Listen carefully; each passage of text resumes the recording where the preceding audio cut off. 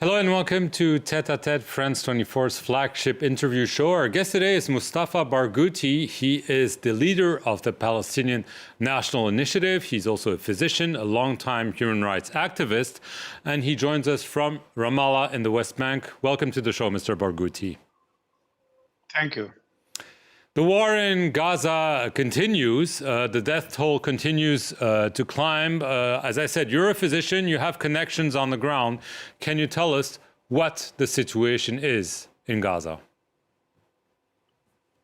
It is absolutely horrifying. Yes, we have about 30 medical teams working there around the clock, and the reports we got from them is very horrifying. We're talking about first of all, the number of people killed has exceeded 32,000 people if we count the people under the rubble, including no less than 11,000 children and more than 9,000 women.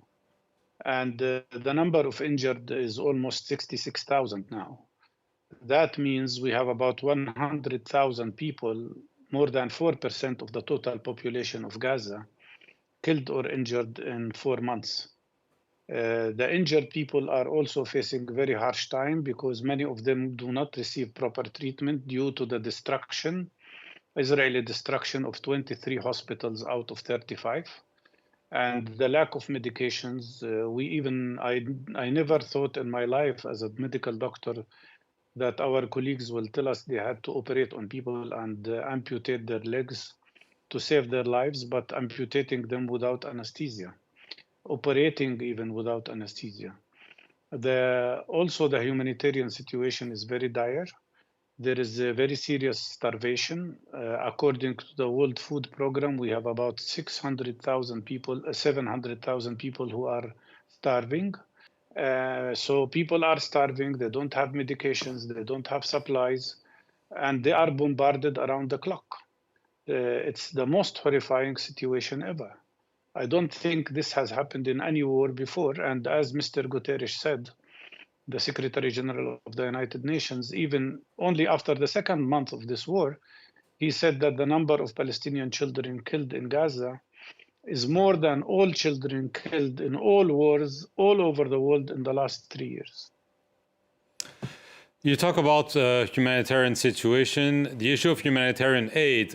We hear the U.S. administration saying its utmost priority is getting more aid to the people of Gaza. We've heard Arab, Muslim countries promise that they would deliver aid. Obviously, Israel is blocking most of the aid, but nevertheless, I mean, is the commitment of the West and of Arab and Muslim countries enough towards the people of Gaza? No, it's absolutely not enough. What people now need in Gaza after 4 months of this terrible blockade is at least 1,000 trucks of supplies, of food, of fuel, of medications, of medical material. All they get does not exceed 100 trucks every day. And much of what they get is something that is not really very essential, like gowns to fight COVID-19. I mean, which is not the problem now. Some of the food that gets there is expired. Unfortunately, I have to say that. And we called for an international humanitarian convoy that should include all humanitarian organizations of the world, including the representatives of the 57 Arab and Muslim countries, to break this siege on Gaza. I think without that, we will not see a real change.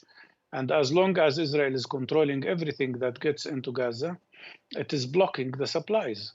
Even when they allow some trucks to pass, there are illegal Israeli settlers and leaders of illegal settlers demonstrating, blocking the roads. They even demonstrated near Ashdod port to prevent trucks from carrying material from there to Gaza. They even beat the drivers who were driving these trucks. So we have a very serious problem. And in Gaza in particular, and the north of Gaza, nothing is reaching there, very, very little. It's a total humanitarian disaster. And all of that cannot be stopped without immediate, complete, and permanent ceasefire. This is the only way we can change the situation on the ground. Right, but this is not the way the Israeli government sees it. Obviously, the objective stated repeatedly by Israel is to eradicate Hamas after the dreadful October 7 attacks. What is, in your view, Israel's goal in Gaza and, as you're speaking from the West Bank, in the West Bank?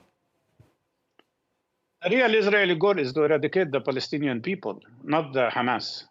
They know they cannot eradicate Hamas as a political force. But the 100,000 people killed or injured, are they Hamas? The 11,000 children who are killed, are they Hamas? Of course not. This is not an attack on Hamas only. It's an attack on all Palestinian people.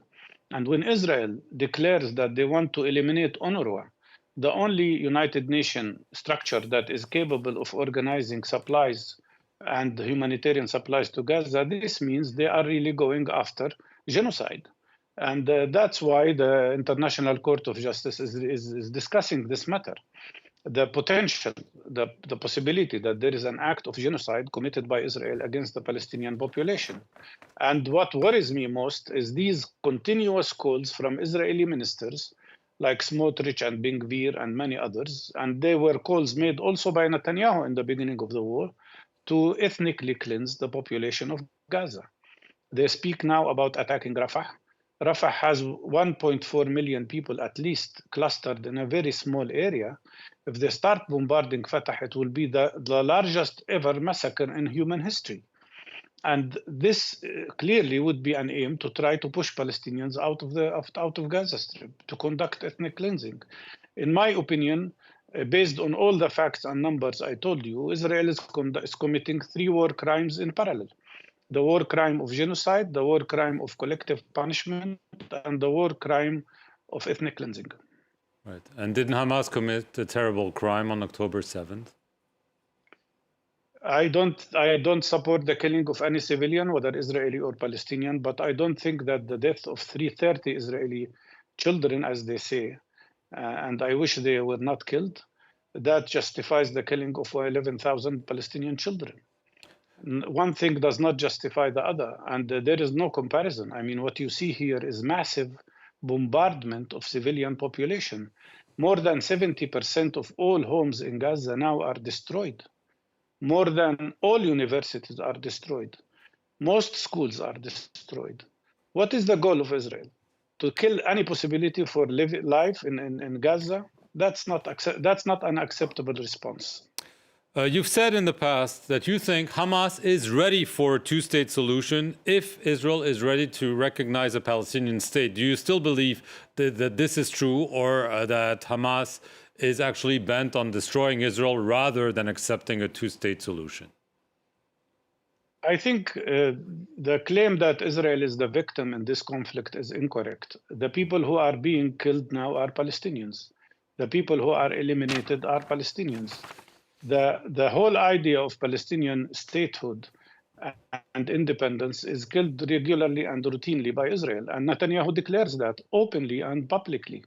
He says that he is the best prime minister to prevent the establishment of a Palestinian state. He built his whole political career on controlling and killing any possibility of a two-state solution. And he aggravated the Israeli public against Yitzhak Rabin, who signed Oslo Agreement, till Yitzhak Rabin was assassinated. And then Netanyahu came to power and killed Oslo Agreement. So, but no, yes, if Israel accepts a two-state solution, if they accept the right of Palestinians to have a sovereign Palestinian state, I think Hamas would be ready to deal with that. And all Palestinians would be ready to deal with that. But a Palestinian sovereign state means no Israeli illegal settlements. And also it means removing of these settlements. And also it should mean that Palestinians will have freedom and sovereignty over their land, and not be under or subjected to Israeli control all their lives. And this persecution that doesn't stop.